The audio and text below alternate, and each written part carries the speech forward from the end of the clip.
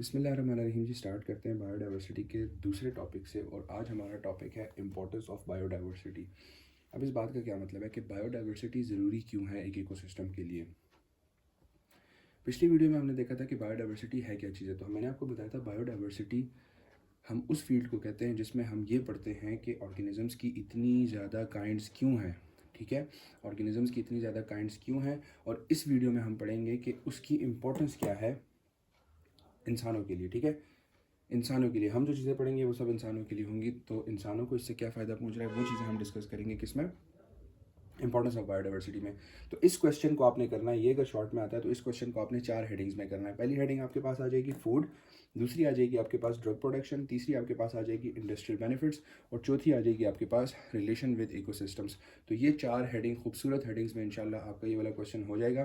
पहले अब हम इसको समझते हैं कि इस बात का मतलब क्या है। तो फूड फॉर ह्यूमन बींग्स, मैंने आपको बताया था कि बायोडाइवर्सिटी कहते हैं वेरिएशंस वेरिएशंस वेरिएशंस, यानी कि जितनी ज़्यादा वैरायटी होगी, जितनी ज़्यादा किस्में होंगी, उतना ज़्यादा जो है वो हमें फ़ायदा होगा। किस तरह, फूड में देखते हैं हम।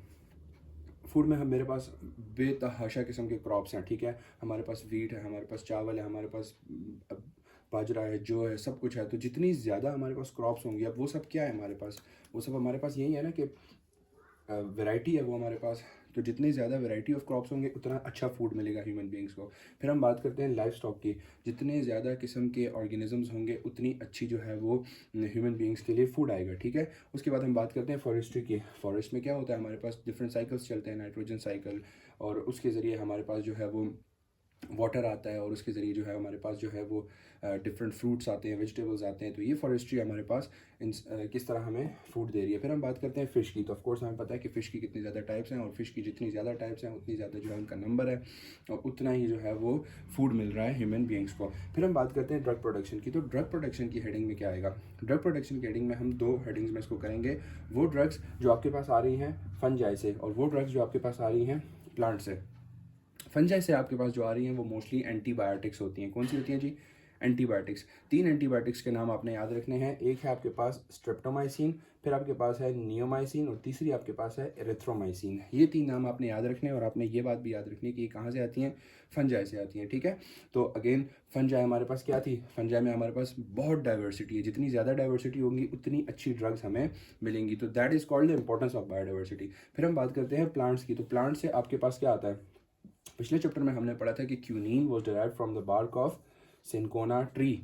ठीक है, तो सिनकोना क्या था, एक प्लांट था। प्लांट क्या है, टाइप ऑफ बायोडाइवर्सिटी। ठीक है, तो जितना ज़्यादा बायोडाइवर्सिटी वसी होगी उतनी ज़्यादा हमें ड्रग्स मिलेंगी। तो प्लांट से हमें क्या क्या मिल रहा है जी, क्विनीन मिल रही है। मॉर्फिन, मॉर्फिन क्या होता है जी, मॉर्फिन एक ओपियोइड है, और इसका काम होता है दर्द को कम करना। ठीक है, दवाई है ये। और कैफीन हमें पता है कॉफ़ी में होती है। ठीक है, आपको एक्टिव रखती है। ठीक है, तो ये 3 चीज़ें आपने याद रखनी है, कैफीन, मॉर्फिन और क्विनीन आपने प्लांट्स के साथ याद रख लेना है, और स्ट्रेप्टोमाइसिन, नियोमाइसिन और एरिथ्रोमाइसिन आपने फंजाई के साथ याद रख लेना है। हमारे पास 2 हेडिंग्स हो चुकी हैं। पहली heading food for human beings, दूसरी हेडिंग ड्रग प्रोडक्शन, तीसरी हम बात करते हैं इंडस्ट्रियल बेनिफिट्स। इंडस्ट्रियल बेनिफिट्स का क्या मतलब है, अब कितनी ज़्यादा ऐसी चीज़ें हैं हमारे पास जो इंडस्ट्रीज़ में यूज़ हो रही हैं। ठीक है, लेकिन वो आ कहाँ से रही हैं, वो डायरेक्टली फ्रॉम द प्लांट्स आ रही हैं। फॉर एग्जांपल फाइबर्स, हमें पता है फाइबर्स कहाँ से आते हैं, डायरेक्ट प्लांट से आते हैं। एडहेसिव्स, ये जो गम्स वगैरह, ग्लूज़ वगैरह होती हैं, ये हमारे पास डायरेक्टली ट्री की बार्क से आ रही होती हैं। इसी तरह हम रबर की बात करें, again it is derived from the tree. फिर हम बात करें डाइज, तो डिफरेंट डाइज हमारे पास, ये भी हमारे पास डिफरेंट प्लांट्स के ज़रिए एक्सट्रैक्ट किए जाते हैं।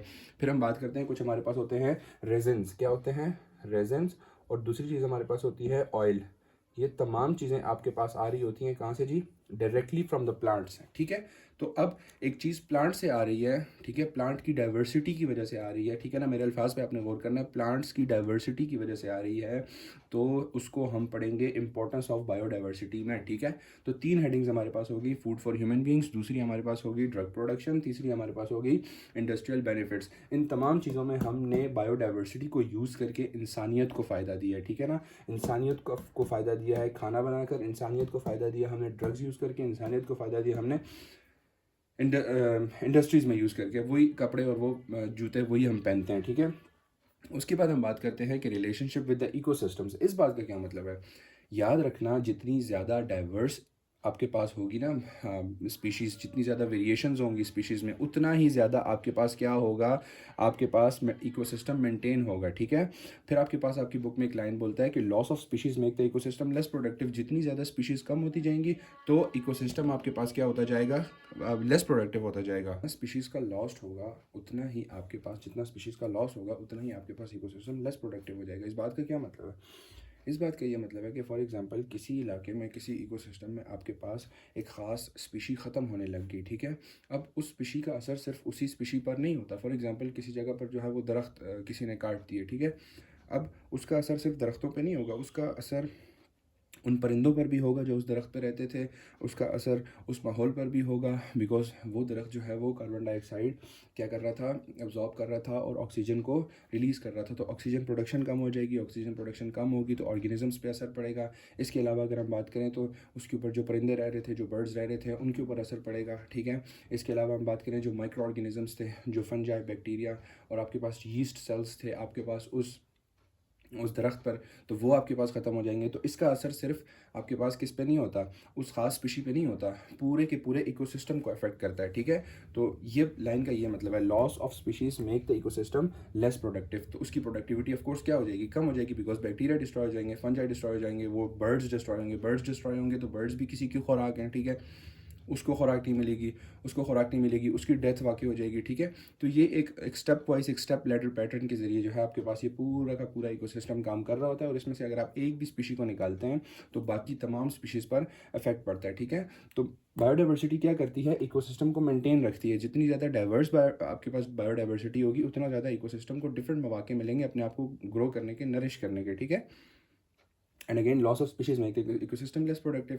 फिर आपके पास 4 पॉइंट्स लिखे हुए हैं आपकी बुक में कि soil fertility, balanced climate, water cycle और नाइट्रोजन साइकिल, ये सब भी डिपेंड करते हैं बायोडाइवर्सिटी पर। और अगर आपकी बायोडाइवर्सिटी पुअर है, जैसे हमने बोला था कि पोलर रीजन्स में थी पुअर बायोडाइवर्सिटी थी, वहाँ पर ऑर्गेनिजम्स की इतनी अकसाम नहीं होती, इतनी काइंड्स नहीं होती, तो वहाँ पर आपके पास क्या होता है, लाइफ इतनी ज़्यादा फेवरेबल नहीं होती, ठीक है। वहाँ पर आपके पास ड्रास्टिक कंडीशंस होती हैं, आपके पास जो होता है वो जो आपके पास स्पीशीज़ है वो सही तरह से ग्रो नहीं कर पाती, ठीक है।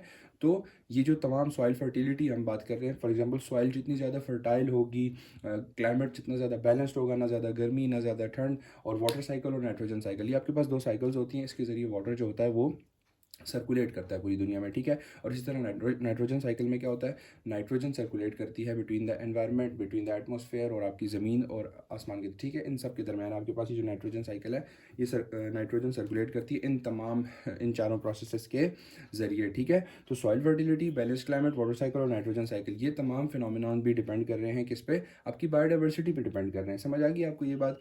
तो हमारे पास ये इंपॉर्टेंस आ गई बायोडाइवर्सिटी के। हमारे पास सबसे पहले हम बात करें तो फूड आ गया, फिर उसके बाद हम बात करें तो ड्रग्स आ गई, फिर हम बात करें तो इंडस्ट्रियल बेनिफिट्स आ गया, फिर हम बात करें तो रिलेशनशिप की हम बात करते हैं कि किस तरह इकोसिस्टम इंपॉर्टेंट है और किस तरह एक एक स्पीशी जो है वो अफेक्ट कर रही है बाकी स्पीशीज़ को, ठीक है।